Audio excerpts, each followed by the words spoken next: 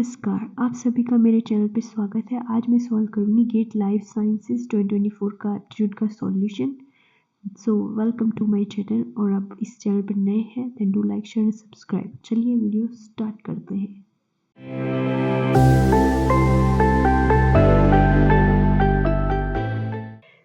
तो पहला क्वेश्चन हम लास्ट में करेंगे, पहले हम क्वेश्चन 2 से स्टार्ट करते हैं।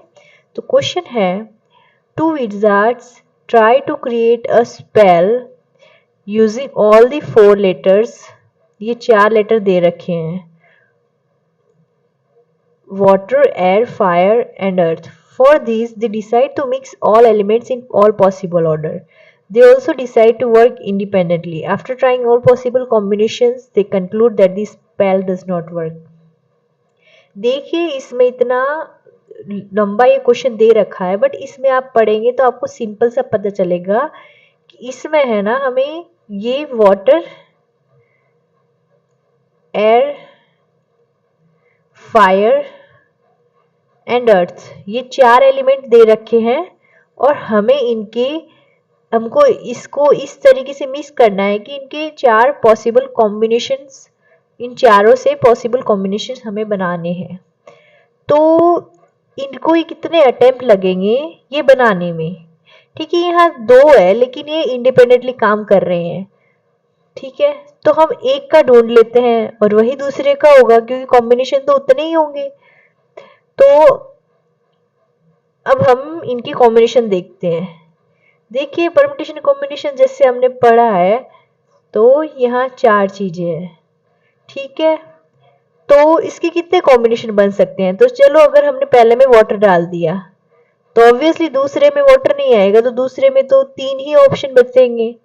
फिर यहाँ हमने सोचो एयर डाल दिया तो यहाँ 2 ही बचेंगे ऑप्शन, और यहाँ अगर हमने फायर डाल दिया तो यहाँ बचेगा 1 ही ऑप्शन। तो पहले में तो कोई भी 4 आ सकता है, 4 पॉसिबिलिटी होती है। फिर एक एक करके घट जाएगी, क्योंकि चारों में हम सेम एलिमेंट तो डाल नहीं सकते, क्योंकि यहाँ 4 एलिमेंट से हमें कॉम्बिनेशन बनाने हैं। तो ये पहला कॉम्बिनेशन बन गया वाटर, एयर, फायर, अर्थ। ठीक है, ये पहला कॉम्बिनेशन बन गया। इसी तरीके से यहाँ हम पहले एयर रख देंगे, फायर रख देंगे, अर्थ रख देंगे, तो ऐसे हम 4 पॉसिबिलिटी है, फिर 3, फिर 2, फिर 1। तो इसके टोटल कितने कॉम्बिनेशन बने? तो वो कितना आएगा? 4 इंटू 3 इंटू 2 इंटू 1। ये परम्यूटेशन कॉम्बिनेशन का क्वेश्चन है, तो ये इस तरीके से सॉल्व होगा। तो 4 into 3 is 12 into 2 into 1, that is equal to 24। देखिए, सिंपल सा क्वेश्चन है, ये क्वेश्चन ऐसे सॉल्व होगा या 24 आंसर आएगा। तो ए आंसर आ गया। देखिए, इस क्वेश्चन को देख के कोई घबराने की जरूरत नहीं है, इसमें क्या दे रखा है वो देखिए। एप्टीट्यूड में क्या होता है, मैथमेटिक्स के बेसिक क्वेश्चन होते हैं, तो इसमें 4 चीजों के कॉम्बिनेशन बनाने हैं, हमने ये कॉम्बिनेशन बना दिए। तो इसमें इंपॉर्टेंट क्या था, हमने परम्यूटेशन एंड कॉम्बिनेशन का कॉन्सेप्ट यूज किया है। मतलब परम्यूटेशन कॉम्बिनेशन आपने पढ़ रखा है तो आप ये क्वेश्चन आसानी से कर दोगे। ठीक है, तो ये क्वेश्चन इस तरीके से सॉल्व होगा। चलिए नेक्स्ट क्वेश्चन की ओर मूव करते हैं। Question 3. In an engineering college of 10,000 students, 1,500 neither like core subjects, core branches nor other branches. देखिए, इस क्वेश्चन में हम क्या करेंगे, हम वेन डायग्राम से सॉल्व करेंगे इस क्वेश्चन को। टोटल स्टूडेंट्स दे रखे हैं 10,000। ओके, अब 1,500 स्टूडेंट्स नाइदर लाइक कोर।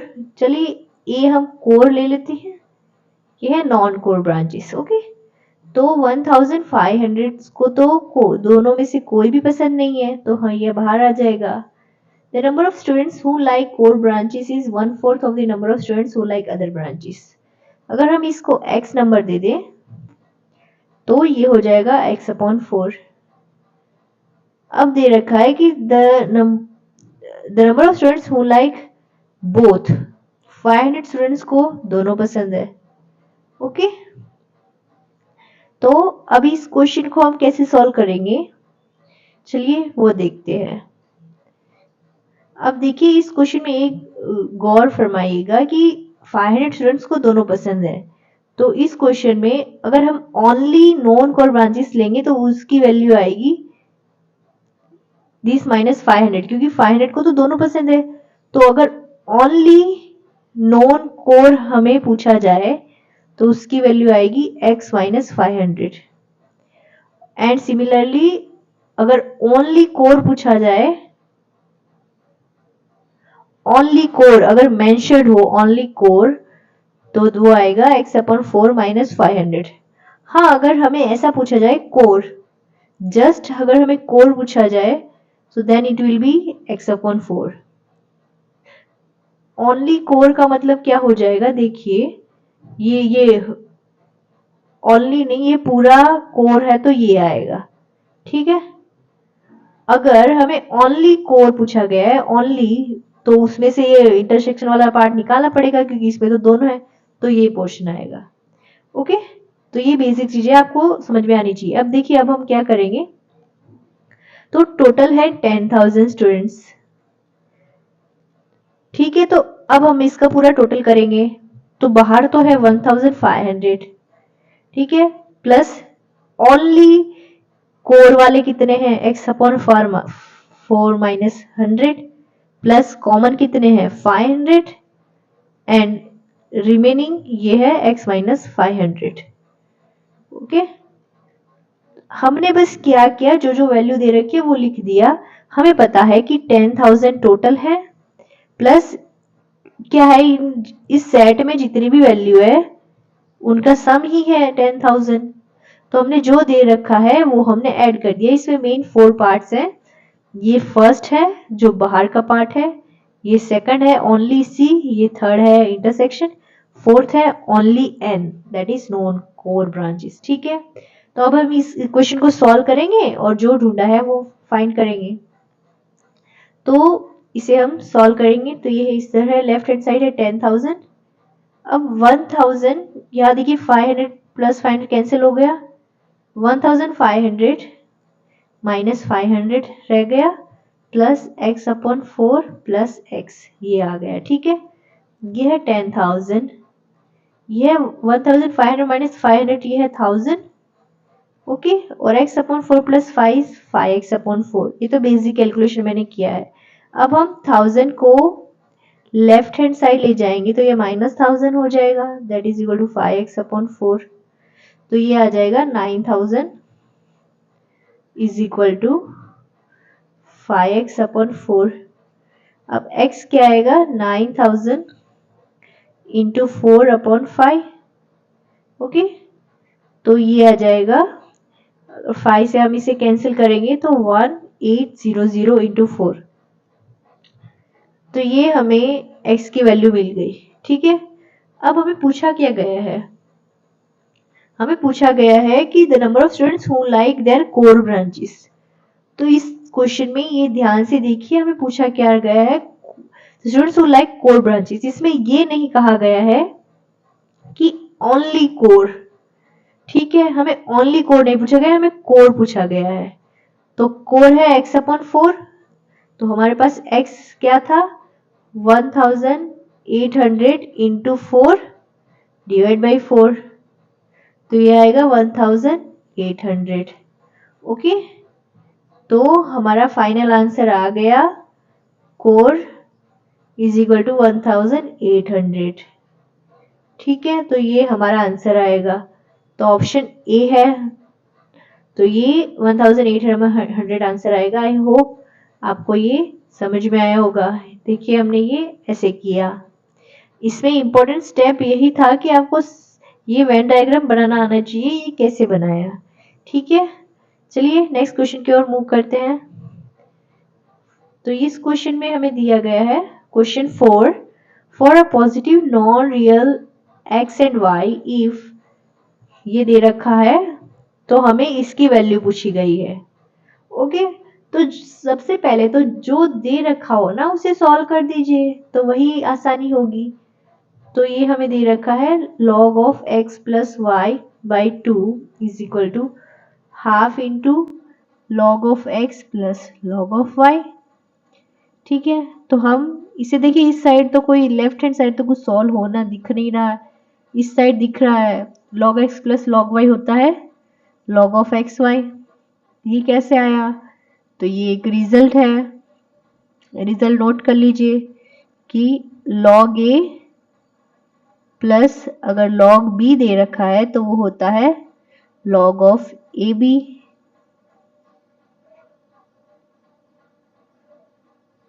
ठीक है, तो ये रिजल्ट का मैंने यूज किया, तो सम में था तो वो मल्टीप्लिकेशन में आ जाएगा। ये रिजल्ट वन है। रिजल्ट दो रिजल्ट यूज होंगे यहाँ पे। अगर हमें दे रखा है a log b तो हम लिख सकते हैं log b raise to a। ये है सेकंड रिजल्ट। तो ये सेकंड रिजल्ट यहाँ यूज करेंगे तो ये हो जाएगा ln ऑफ, इसके पावर में हाफ चला जाएगा। ठीक है, तो ये आ गया log of x plus y by two is equal to ln of 1/2। तो अब इसमें देखिए log log दोनों साइड कैंसिल हो जाएगा, तो ये आएगा x plus y by two is equal to log of, log तो कैंसिल हो गया, x y whole raise to power 1/2। अब क्या करें, हम दोनों साइड स्क्वायर कर देते हैं ताकि ये पावर हट जाए। x plus y by two whole square is equal to x y. तो अब इसको हम ओपन करेंगे तो ये पहले तो डिनोमिनेटर हम बाहर ले लेते हैं 1/2 स्क्वायर। अब आ गया x plus y whole square is equal to x y.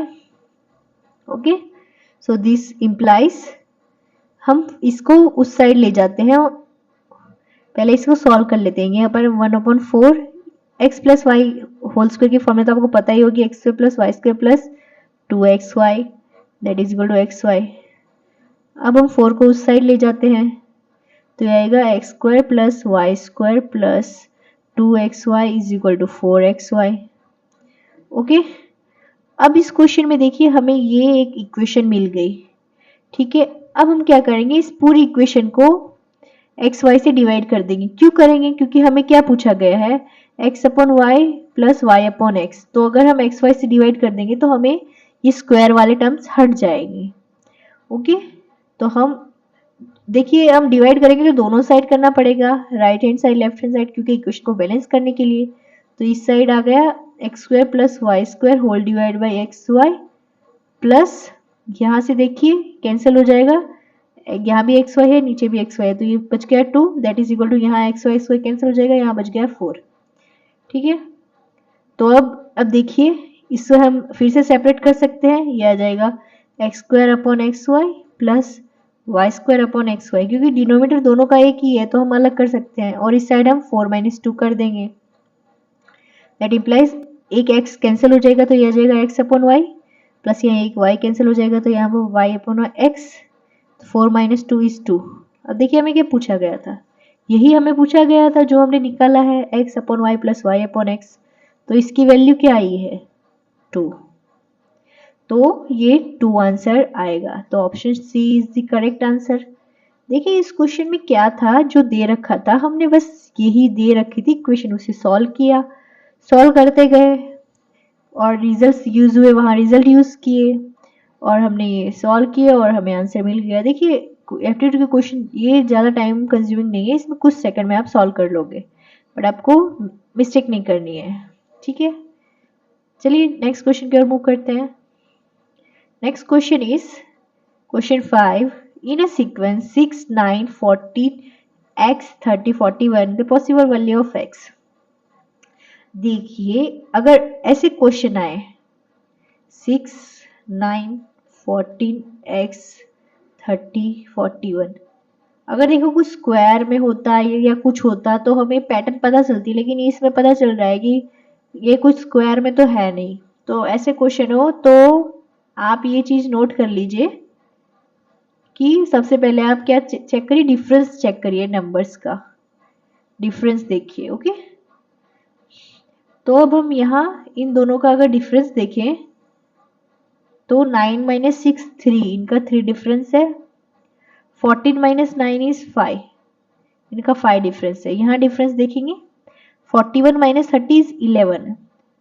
तो देखिए यहाँ 3 है या 5 है, तो यहाँ 9 हो सकता है और यहाँ ये 11 है फिर। तो इससे हमें एक पैटर्न पता चल रही है कि यहाँ 3 है, 5 है, यहाँ 7 आएगा और यहाँ 9 आएगा और 11 आएगा।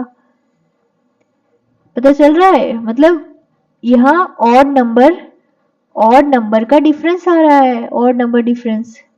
ठीक है, तो यहाँ 7 का डिफरेंस होगा, तो अगर 14 प्लस 7 करें तो आ रहा है 21। तो ये तो ऑप्शन बी है, तो ये भी आंसर आ गया। अब आगे चेक कर लीजिए, 21 प्लस 9 इज 30। तो ये डिफरेंस से क्वेश्चन सॉल्व हो रहा है। अगर डिफरेंस से ना हो तो आप फिर और कोई फैक्टर देखिए कि 2 का मल्टीपल है, 3 का मल्टीपल है या स्क्वायर है, क्या है। ये बेसिक 4-5 चीजें हैं जो आपको लगानी होती है। तो ये तो हमें डिफरेंस से हो गया। देखिए ये जस्ट 5 सेकंड का क्वेश्चन है, आपको जस्ट देखा, क्लिक हुआ, किया, मूव टू नेक्स्ट क्वेश्चन। तो ये क्वेश्चन इस तरीके से करना है। तो 21 आंसर आएगा। चलिए नेक्स्ट क्वेश्चन पे मूव करते हैं।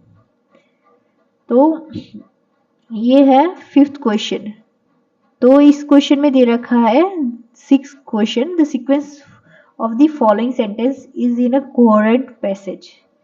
तो ये देखिए ऐसे क्वेश्चन होते हैं ना, इसमें आपको ऐसा नहीं है कि पढ़ा हो तो आएगा, नहीं। इस क्वेश्चन में अगर आपको थोड़ा सा भी इंग्लिश है अच्छा, तो आपसे ये क्वेश्चन हो जाएगा। ये देखो, मैं आपको ये क्वेश्चन ऐसा नहीं कि मैं करा दूंगी आपको आ जाएगा, ये आपको खुद से पढ़ के ये क्वेश्चन करना पड़ेगा। फिर भी ये देखते हैं question. The fortuitous geological event generated a colossal amount of energy and heat that resulted in a rock rising to an average height of 4 kilometer across the contact zone. फिर देखिए, thus the geologists tend to think the Himalaya has an active geological event rather than a static geological feature. The natural process of cooling of a massive observed. ये देखिए, ये question आप खुद पढ़ लीजिएगा और फिर आपको सीक्वेंस बतानी है। तो ये देखिए, ये क्वेश्चन, ये देखिए 10, ये स्टेटमेंट बाकी सब स्टेटमेंट के बाद ये ऐसा प्रूव कर रहा है कि फिर ऐसा होगा। अगर ये कंडीशंस होंगी तो क्यू तो लास्ट में आएगा। अब ये क्वेश्चन देखिए, एस स्टार्ट हो रहा है बहुत सालों पहले।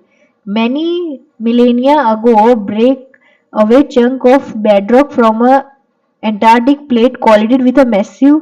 मतलब ये हुआ था, ये होने के बाद हुआ कि वहां 4 किलोमीटर तक एरिया में बहुत सारा लावा आ गया। लावा इन द सेंस कि वो वॉल्केनो इरप्ट हुआ, उसमें से निकला। तो सेकंड आएगा पी, फिर आएगा बीच में क्या बचा, क्यू। क्यू बोल रहे हो, आर बचा। तो इससे ये अब सेंटेंस अब बिठाइए तो आपको पता चलेगा बहुत सालों पहले ये हुआ था इरप्शन। फिर क्या हुआ, फिर वो इतने एरिया में फैल गया, फिर वो धीरे धीरे ठंडा हुआ और फिर वो बेटर हो गई सिचुएशन। और आज वो हिमाचल बोल रही हूँ, हिमालय बन गया। तो ये SPRQ क्वेश्चन, इसका आंसर होगा SPRQ-C। तो इस क्वेश्चन में सी आंसर आएगा। तो ये क्वेश्चन ऐसे करना है, ये देखियो आपको खुद ही करना होगा ये क्वेश्चन। चलिए नेक्स्ट क्वेश्चन की ओर मूव करते हैं। A person sold 2 items at a same price. ये देखिए काफी इंटरेस्टिंग क्वेश्चन है। एक इंसान ने 2 चीजें सेम प्राइस पर बेची। He made 10% profit in one item and 10% loss in another item. In selling this item the person made a total of. तो दोनों में से उसे क्या हुआ। अगर आप ये क्वेश्चन गलत पढ़ लेंगे तो आप क्या पढ़ेंगे कि इसने फर्स्ट दोनों सेम कॉस्ट प्राइस पे परचेज की। मैं पहले बताती हूँ आप मिस्टेक क्या कर सकते हैं। मिस्टेक ये करेंगे कि आपने सोचा दोनों कॉस्ट प्राइस सेम है, दोनों सेम प्राइस पे खरीदी, एक पे 2 आइटम खरीदी, एक पे 10% प्रॉफिट हुआ, दूसरे पे 10% लॉस हुआ। तो ओवरऑल तो उसने 0, कुछ नहीं मिला, ना ही प्रॉफिट ना ही लॉस, लेकिन ऑप्शन में तो वो है ही नहीं। तो इस क्वेश्चन में देखने का ये बात है कि the person who sold items at the same price, इसमें दे रखा है selling price are same, not the cost price. Okay, तो ये बहुत इंपॉर्टेंट पॉइंट था जो मैंने भी सॉल्व किया तो मैंने मिस किया, तो मैं आपको ये पहले ही बता दिया। तो सेलिंग प्राइस सेम है। तो अब देखिए ये फर्स्ट आइटम है,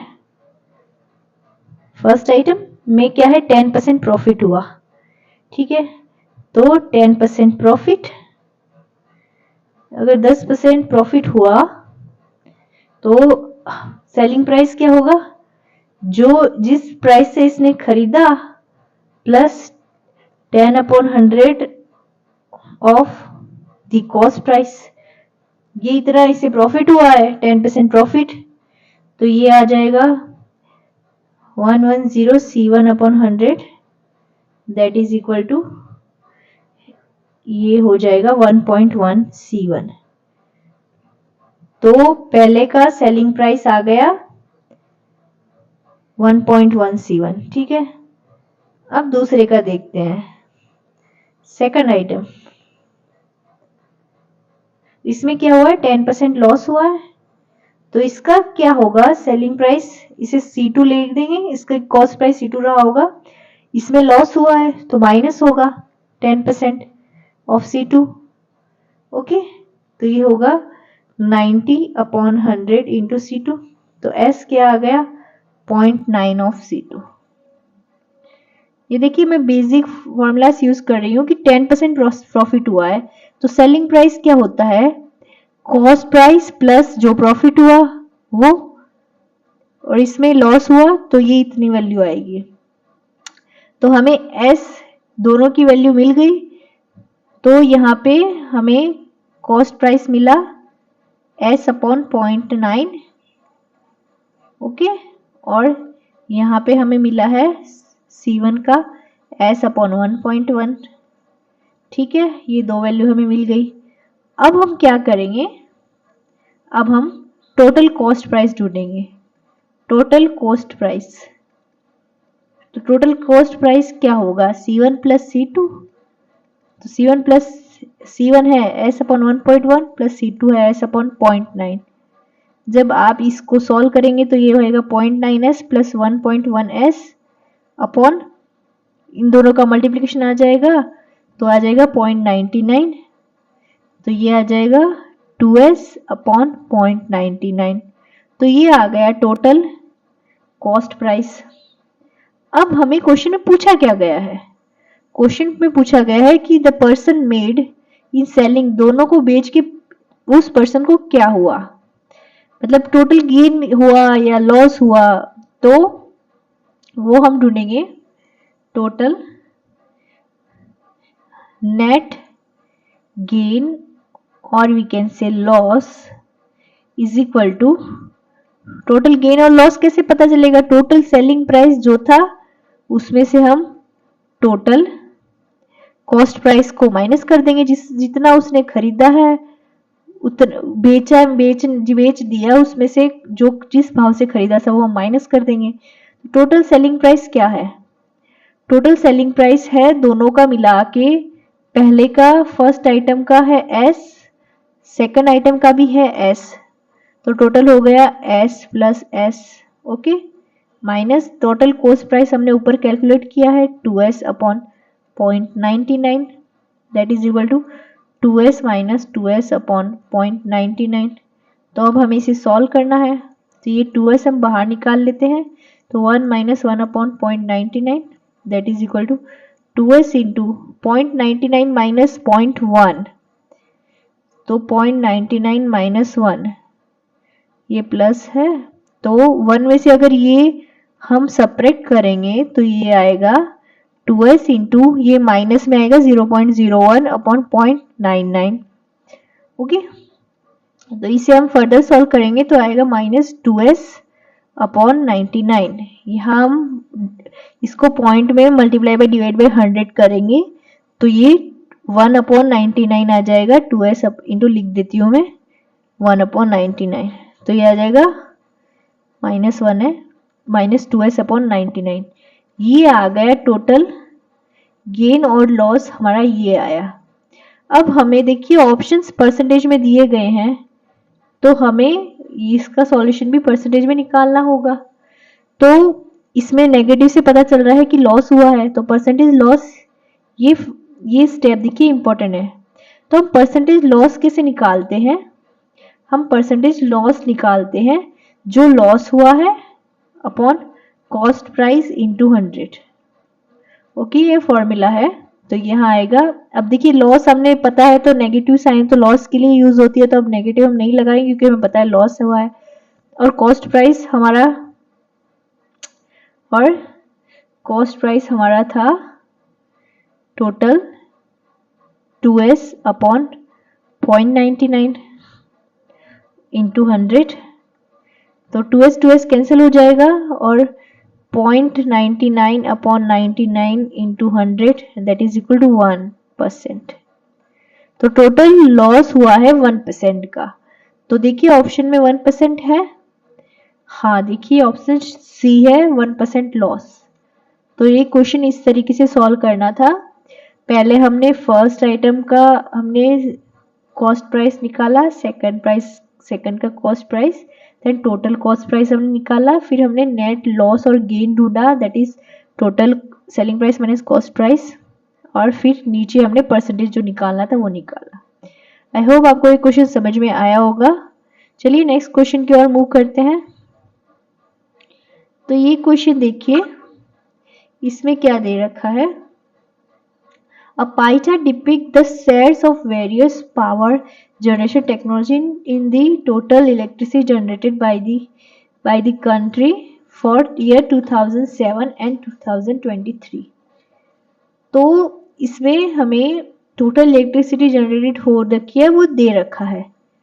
तो ये तो दे रखा है, चलिए अब ढूंढते हैं इसमें करना क्या है। The renewable sources of electricity generation consist of hydro, solar and wind. तो इलेक्ट्रिसिटी तो इन तीन चीजों से जनरेट होगी। तो assuming that total electricity generate remain the same, what is the percentage increase in the share of renewable sources of electricity generated over this period. तो over this period कितनी electricity generate हुई है? तो पहले तो जो दे रखा है वो हम ले देते हैं। तो पहले तो हमें लेना है हाइड्रो, लेना है सोलर, और क्या दे रखा है विंड। तो बस ये तीन ही चीज लेनी है, सोलर, हाइड्रो, विंड। तो 2007 में कितने परसेंटेज था? तीनों को मिला है। सोलर था 5% प्लस 30% हाइड्रो प्लस 5% विंड, तो ये हो गया टोटल 40%। 2023 में कितना है? 20% सोलर, 35% हाइड्रो प्लस 10% विंड, ये हो गया 65%। 2007 में 40% इलेक्ट्रिसिटी इनसे प्रोड्यूस होती थी और 2023 में 65% होती है। तो अब हमें पूछा क्या गया है वो देखिए, what is the percentage increase in the share of renewable energy of electricity generation over this period। तो हमें परसेंटेज इंक्रीज पूछा गया है, ठीक है। तो परसेंटेज इंक्रीज इन इलेक्ट्रिसिटी, तो ये इसकी फॉर्मूला क्या होती है? जो हमें 2003 में मिला minus electricity in 2003 minus electricity in 2007 divide by electricity in 2007। ये देखिए फॉर्मूला होती है। अगर हम इसे नॉर्मली वैसे देखें तो ये होती है B minus A upon A। This is new, this is old. तो अगर हम इंक्रीज देखें तो ये फॉर्मूला होती है, हम ऐसे निकालते हैं। तो 2003 लेटेस्ट में से पुरानी माइनस करेंगे divide by the old one. Okay, तो 2023 में कितनी हुई है? 65% माइनस 2007 में क्या हुई है? 40% अपॉन 2007 में 40%। तो 65 माइनस 40 हो जाएगा 25 अपॉन 40, और यहाँ पे हमें परसेंटेज है तो यहाँ मल्टीप्लाई बाई 100 करना होगा, तो फिर परसेंटेज की साइन हटा देंगे इंटू 100, ओके, और एक ही परसेंटेज यहाँ पे रख देंगे, तो ये आ जाएगा 0 0 will be get cancel, so 250 upon 4, so that is equal to, it will be 62.5, तो 62.5% इंक्रीज हमें मिला, दैट इज ऑप्शन डी। तो देखिए ये क्वेश्चन तो काफी आसान है, आपको ये परसेंटेज की फॉर्मूला आपको ये इम्पोर्टेंट है, ये आपको पता होनी चाहिए, तो ये आप ये सॉल्व कर पाएंगे, तो ये क्वेश्चन में डी आंसर आएगा। आई होप आपको ये समझ में आया है। Next question is,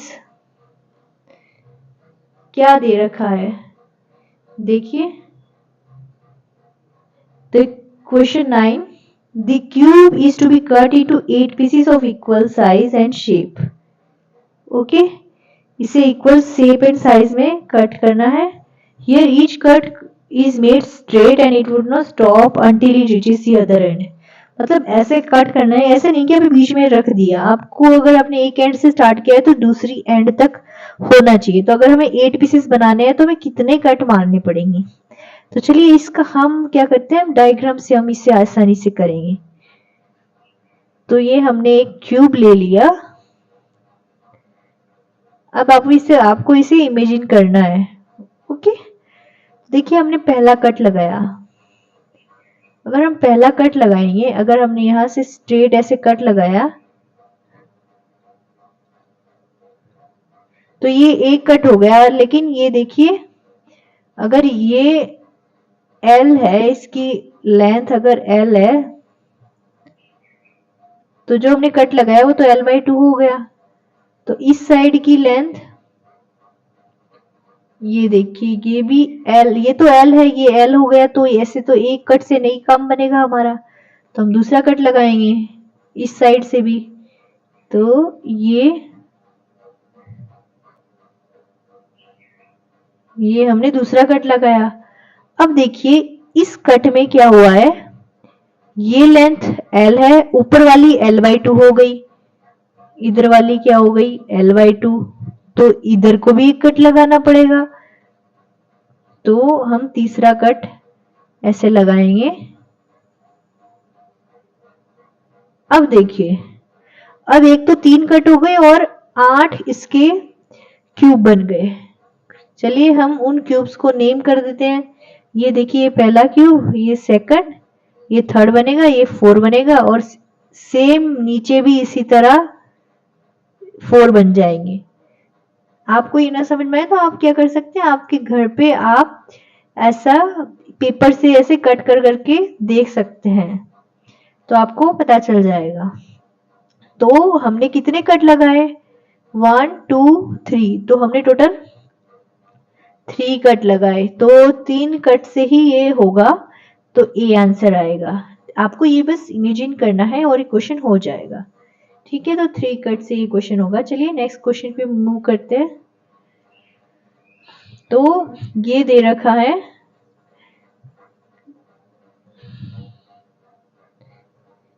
if question 10, if 4x4 array shown below, each cell of first of this row says either x or a number, तो the number in a cell represent the count of immediate neighbor, इसमें हमें neighbour है left right top bottom diagonal, अगर cross है तो कोई नहीं है, बाकी इतने नेबर होंगे, तो हमें लास्ट के में कितना सम होगा वो पूछा गया है हमें, ठीक है, तो हम इसे अगर हम इसे x1 x2 x3 x4 naming दे दे, तो x1 के नेबर कितने कितने हैं वो हम देखेंगे, तो हम लिखेंगे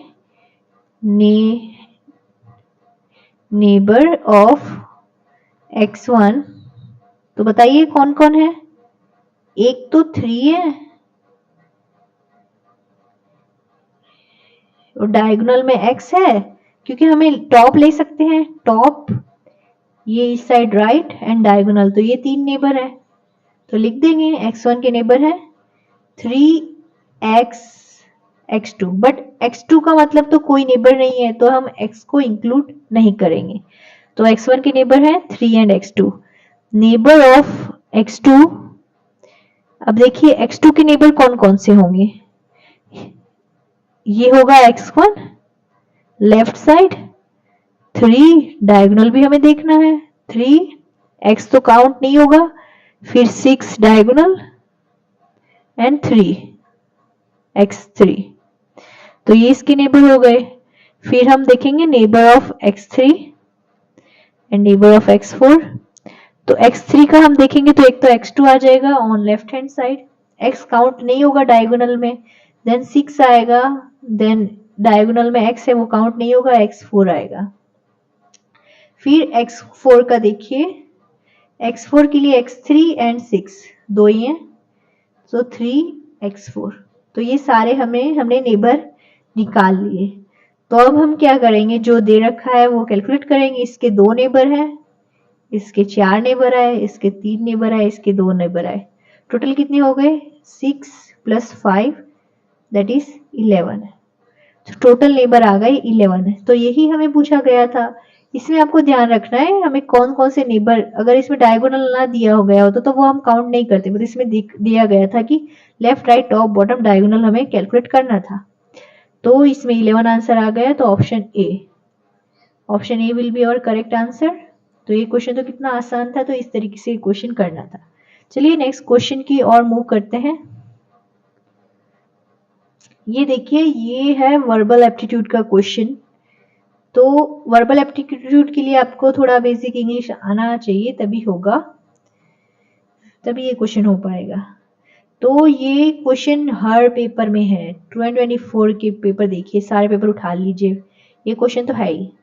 हाँ, इसमें अलग अलग वर्ड है बट ये क्वेश्चन ही है। तो इसमें दे रखा है कि this is the increasing intensity of word walk jog sprint. ये तो हमें पता है, वॉक मतलब धीरे चलना, जॉग मतलब थोड़ा सा धीरे, slow running we can say, sprint मतलब ऑब्वियसली इट्स स्पीड, दौड़ना।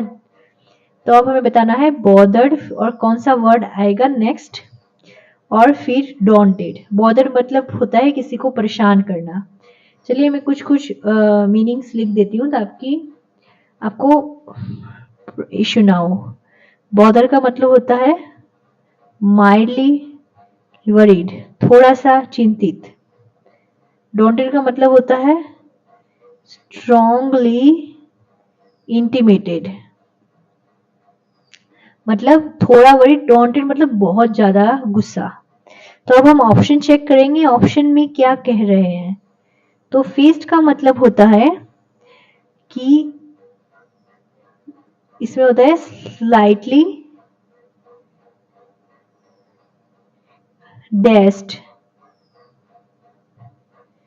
ओके, फ्रेज्ड का मतलब होता है expressing something in word, something expressed in words. Okay, faced का मतलब होता है डिस्टर्ब्ड और डिसकनेक्ट, कंसर्न। और फ्यूज्ड का मतलब होता है मीन कंपाइल। देखिए आप, और इसके आपको ये मीनिंग भी ना पता चल रहे हो तो आप गूगल से आपके सिंपल मीनिंग देख लीजिए। तो इसमें सी आंसर आएगा, माइंडली वरीड, फिर होता है डिस्टर्ब्ड, तो यहाँ आएगा फेज्ड। और डॉन्टेड का मतलब होता है बहुत ज़्यादा ही गुस्सा, तो इसमें फेज्ड आंसर आएगा। तो ये क्वेश्चन मैं लास्ट में क्यों लेती हूँ, क्योंकि इस क्वेश्चन को फर्स्ट पहले करने की कोई वो है नहीं, क्योंकि ये अगर आपको मीनिंग पता हो जाएगा तो ये हो जाएगा, बाकी नहीं पता है तो ये नहीं होना। It's as simple as that. तो ये क्वेश्चंस हैं, आज हमने सारे ऐसे सॉल्व किए। आई होप आपको ये समझ में आए होंगे। Thank you for watching till the end. And if you have really liked my video, don't forget to like, share and subscribe. आपने अंत तक देखा है, then it's really good. I am really happy for you. So always keep smiling, learning and stay safe. Thank you.